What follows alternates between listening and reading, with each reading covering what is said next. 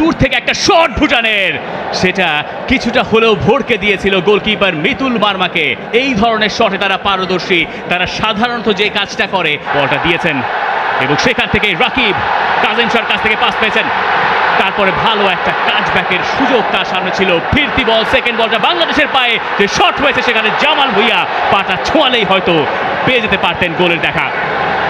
দারুণ একটা শুরু বাংলাদেশের ম্যাচের তৃতীয় মিনিটেই।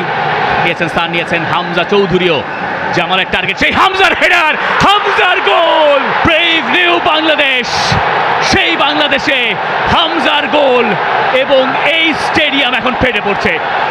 দেশের মাটিতে প্রথম ম্যাচেই হামজা দেখালেন কিভাবে গোল করতে হয়। সমর্থকদের যেই ভালোবাসা, সেই ভালোবাসার প্রতিদান দেওয়া শুরু করলেন হামজা চৌধুরী প্রথম মিনিটেই। রাকিবও আছেন, রাকিব দারুণ এক টার্ন নিয়ে গতির ঝড় তুলেছেন। সুযোগ আছে ফাহমিদুলের সামনে, ফাহমিদুল বক্সের ভেতর থেকে শট, গোলকিপারের সেভ। বাংলাদেশকে দ্বিতীয় গোলটা পেতে দেয়নি ঠিকই, তবে এখনো সুযোগ আছে বাংলাদেশের। জামাল ভুঁইয়া শট স্লাইস করেছিলেন কিন্তু অফ টার্গেটে। স্লাইসটা করেছিলেন, পোস্টটাই ছিল টার্গেট, কিন্তু সেটা পুরোপুরি বাইরে দিয়ে গেছে।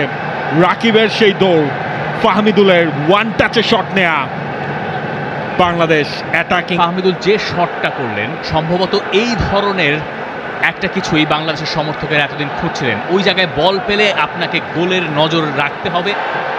ফাহমিদুল সেখান থেকে বাংলাদেশের শট অনেকখানি ওপর দিয়ে গেছে ঠিকই, কিন্তু কাজেম শাহ গোল সেখানে দেখেছিলেন, তার ওপরে তেমন একটা প্রেশার ছিল না। একবার রাইট ফ্ল্যাঙ্কে বল পেয়েছে তাজের, সেখানে আর একটা ক্রস, জামাল ভুঁইয়া শটটা ব্লকড হলো পয়েন্ট ব্ল্যাঙ্ক রেঞ্জ থেকে। নিশ্চিত গোল বাঁচিয়ে দিয়েছেন।